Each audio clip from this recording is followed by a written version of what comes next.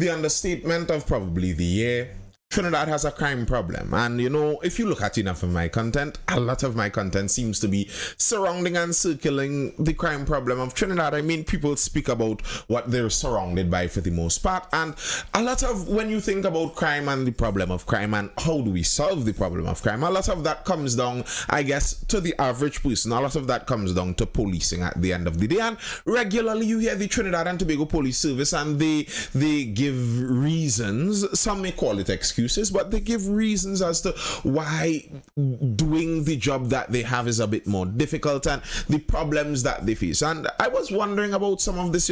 I always keep my eyes out open for some of these stories and see how it shapes the police service. If it makes the police service easier to run, harder to run, easier for them to actually honestly do their job, or more difficult.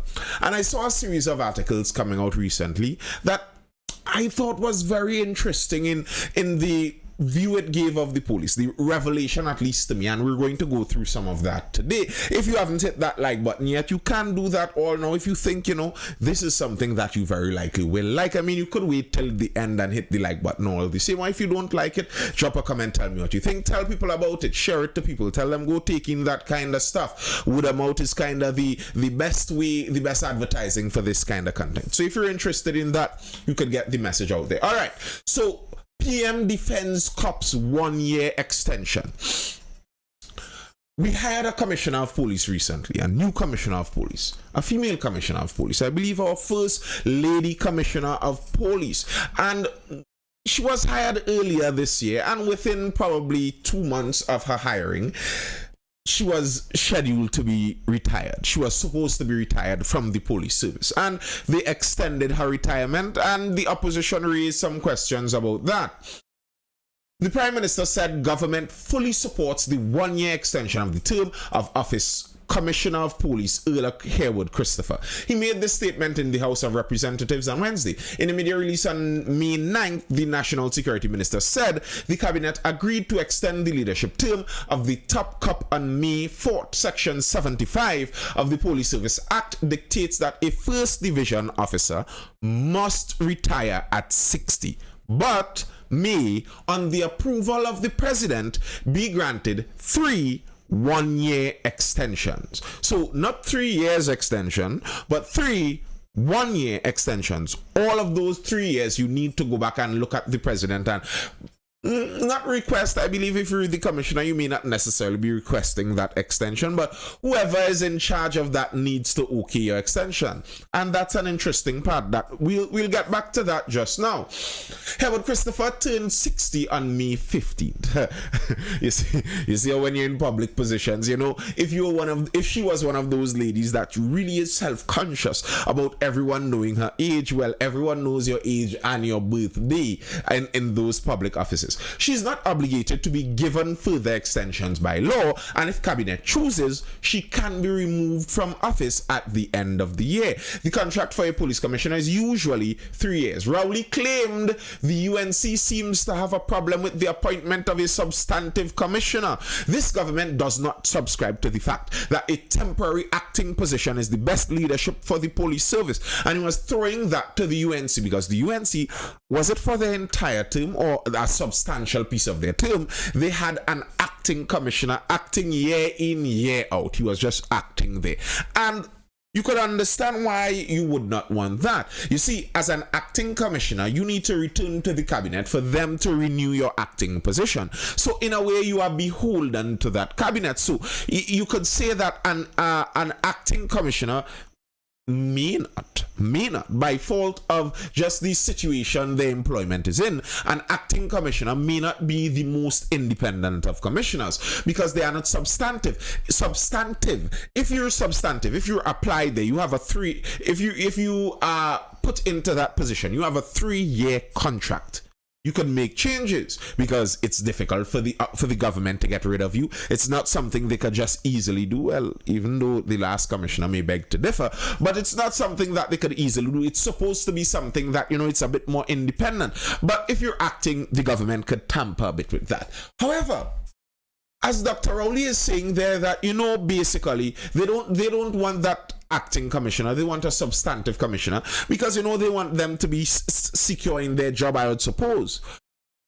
But if this retired commissioner every single year has to return to the president and the cabinet, because basically the president is a part of our ruling government, the Privy Council said as much recently, so every year she has to return to them to get her contract renewed. Isn't she in a similar position as an acting commissioner also? To me, that seems not a massive difference. Okay, you are the official commissioner, but you are scheduled to retire every year. And every year you have to go back and get that renewed with the government. So, to some extent, you are beholden to the government, you must admit. You might say technically, legally, it's not the same thing as an acting, but it could seem similar. And to me, the question then is, why would the government choose someone that's closing in on retirement in the first place? Like, why is it that you know first division officers, those top level officers, have to retire by 60? Why would you hire someone on their 59th year? That doesn't make sense to me. To me, the position of commissioners should be something someone is working into around 50. So they have 10 years possibly to really work through that role. I don't believe that a commissioner could really understand that role and get comfortable and make enough changes in 1 year. So why would you hire someone on the cusp of retirement in the first place? You could wonder if someone purposefully wanted the commissioner in a place where she needs to be renewed every year, where she doesn't have that comfortable status for the 3 years, so she could do what she wants. I mean, if you hired someone that was 57 and at the end of their 3-year term as commissioner, well, then they would be retired. That probably is the perfect person. That person doesn't need to be beholden to the police service because they don't have to return to the police service in any kind of form. They're retired after that. They don't have to be beholden necessarily to the political elites, to the political higher-ups, because they don't need them to renew their contract. They're retired by the time they're done. At least that would make sense. But there are legal problems on the horizon here too. Activist hits cops extra year in office. Ravi goes after Ula's extension. Fresh from his Privy Council victory against government and the extension of the life of local government bodies, political activist Ravi Balgobin Maharaj is now taking aim at the legality of the 1-year extension granted to the Commissioner of Police in a pre-action protocol letter. Balgobin Maharaj's lawyers have given the Prime Minister and the Attorney General until May 31st to respond before filing a claim in the High Court of Justice. The attorneys said they had abridged the usual response time owing to the urgency of the issue. He claimed that the order in 2023, which extended the service of Hereward Christopher in the Office of Commissioner of Police for a year with effect from May 15th, was illegal, unconstitutional, and invalid on several grounds. In the letter, he argued that her nomination could only be valid until she reached retirement age on May 15. So I'm not going to read through the legal language they had it with there, but let's see if we could briefly explain what seems like the legal argument they're making there. And I find this argument actually pretty interesting. So, the Constitution gives permission to the President and the Cabinet, basically, to extend the retirement of Division 1 officers by a year. However, in the Constitution, our Commissioner of Police is supposed to be appointed exclusively by the Police Service Commission. So, in effect, what he is arguing here is the Police Service Commission could have only appointed Mrs. Ula Christopher for that period until she's retired, until 60. But the President and Cabinet cannot extend the Commissioner's time in office by an next year, because then that would be subverting the Constitution. You'd be able to go around the Constitution there, where the President and the Cabinet effectively now appoints a commissioner, which really shouldn't be. I guess this is for the courts to decide. That's the argument that he's bringing there. We'll see how the courts all decide it. To me, I understand what he's arguing there. As to whether he will win with it, I don't know. That's left to be seen. But it's an interesting argument. And I could see it. It does feel like no, we have kind of gone around the Police Service Commission. I guess here the argument would be that either way, usually the contract would last 3 years. So by extending her retirement, you're just extending it for the regular period of a contract. But then you may ask, is the Police Service Commission able to appoint a commissioner beyond their retirement date? Is that even legally possible? Again, these questions are to be answered by the court. And speaking about the legal questions around promoting officers in the first place, this gets around to probably the main issue I'm talking about in this series of stories. An article I saw, I believe it was a letter to the editor from a former police officer that went through explaining some of the changes that went into the promotions in the police service over the last 20 or so years. And I find this telling. Some of these changes could nearly seem to me like a systematic takedown of the police service. It could nearly seem, if you're looking at this with a kind of conspiratorial mind, as if someone at some point in time purposefully tried to handicap our police service. TTPS, the beginning of the demise. Clement Marshall, retired police officer, St. Joseph. I think it is obvious now for all to realize that something is definitely lacking in the police service, and to conclude that crime is out of control can reasonably be described as an understatement. The criminals have taken reign, holding reign and reigning terror in our society without a hint of hesitance due to the fear of being caught or to be successfully prosecuted. Many are now asking, what is happening? Why does the police service appear to be helpless and hopeless? What can be done to save our communities and our sanity in this horror of violent crime in all corners of our country? Are the current crop of First Division officers the best the police service has to offer in its fight against crime and criminality? I would kindly like to share my observation of certain trends in the police service over the past 10 to 15 years, which may shed some light on and possibly answer a couple of the questions posted above, especially the burning question of why it appears that there aren't any or many senior officers with knowledge and experience in crime fighting, investigation, and criminal prosecution. Alright, jumping ahead. Prior to the turn of the century in the 1990s and early 2000s, promotion and thus elevation to the upper hierarchy and management of the police service was based on seniority, which, for the most part, meant officers with knowledge and experience in general policing. Crime fighting, operational and administrative skills became First Division officers. The system worked fairly well. However, it was thought that academic qualifications should play a more significant role, and instead of using it alongside knowledge and experience, the administration, together with the naivety of the Police Association, agreed to replace the latter with the former.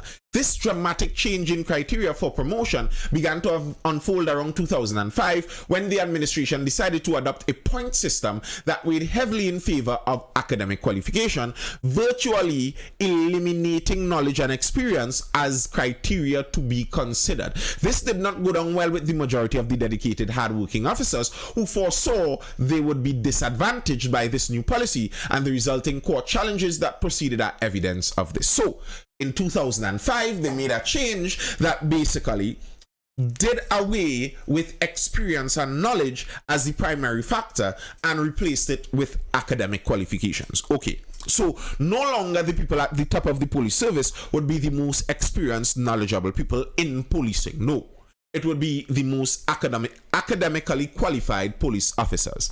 Okay, I could understand why some people may think that's a better idea, but I think most people who understand most jobs in life would understand that that's pretty much a horrible idea. But we're going on and seeing even further than that. The next and more significant change to the promotion process occurred in 2010 when the police service was literally undergoing changing of the guards. In the First Division, this was when the majority of the upper hierarchy of the service were on the verge of retirement, and the majority of those to replace them were to be selected from the pool of second division officers vying for promotion to the rank of inspector.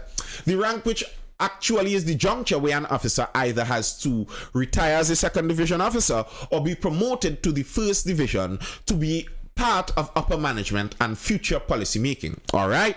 At that time, even more highly questionable and controversial administrative decisions were made, which is more likely to be the cause of us being in this conundrum today. When the criteria for promotion were qualifications, performance appraisal, interview before the promotion advisory board. Qualification was primarily the results from the police promotion exam. The then commissioner, in his wisdom and in collaboration with the police association, decided against having any promotion exam for inspectors, and instead use certification in English to assess the suitability of officers for promotion to the rank of inspector, so that an officer with an O-level pass in English was considered equally and even more qualified to be an inspector than an officer holding a law degree. So, initially, they did away with the knowledge and experience side and left it to the academics mostly. And by then, it was a combination of the qualifications, a performance appraisal, and an interview. Now, so the qualifications would have been basically that academic side. All right. Now, they twisted the qualification side too. So it's not even primarily academics anymore. Of course, this ridiculous decision was successfully challenged in court. However, the damage was already done, and apparently the only fair compromise was to give all the officers vying for promotion to inspector the same marks under this criteria, thereby eliminating any distinction of the academic competence of the officers. This, coupled with the highly ineffective performance appraisal system, which basically gave every officer an excellent grade, meant that the only criteria left was the interview by the promotion advisory board. So let's look at it through the history. Initially, it was the knowledge and experience side, then the academic qualifications, then the performance appraisal, and the interview. So all four of those areas, all right? Okay. Those were the initial four areas, all right?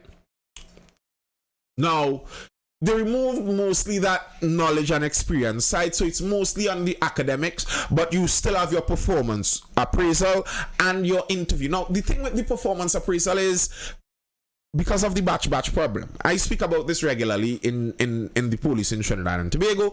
The police act too gangish. So they're always looking out for each other's back to a large extent, which I guess in the field is an important thing. But when you're talking performance appraisal, everyone cannot be excellent. But everyone is basically excellent. So the performance appraisals has no real effect on who is going to be promoted or not. So now you're only left with qualifications and the interview, really and truly. Then they disrupted that qualifications business, which was challenged in court, and effectively leveled everyone in the qualifications criteria. So the only thing left was the interview. And the interview to be carried out by higher-ups inside of the police service. The one deciding factor to be promoted was the score given during the PAB interview, where the degree of influence by senior police officers on the interview panel with their individual preferences and biases turned out to be the most significant factor in who would get promoted and thus lead the police service in the near future. It is here that the cliquism I referred to in a previous article became most effective and operational. Now, just as a little caveat on this, a little note I read on Twitter, bear in mind that there has been the same independent management consultant since the inception of the PAB. So basically, there is no oversight over on that promotion advisory board. And that's the only qualifier on who becomes the most senior of officers. So we have a police service now where the first division officers are selected based on friendship. Now, when I read this and I look back at what I view to be some of the major problems in Trinidad and Tobago policing, the recalcitrant nature of the corruption inside of the police service, it seems like it's impossible to get it out. And I could understand why here. When the entire senior hierarchy of the police service is a buddy who's who group, if there's corruption there, it's not just a police officer having to report on another police officer. It's a buddy having to report on a buddy, a friend having to report on a friend. And would we see that happen inside of the police service? Alright, that's all I have for now. I hope you're educated, informed, or entertained. Tell me what you think. Drop a comment. Tell me your views on this topic. These are my views. This is the topic. That's all I have for now. I'll see you in the next video. Laters.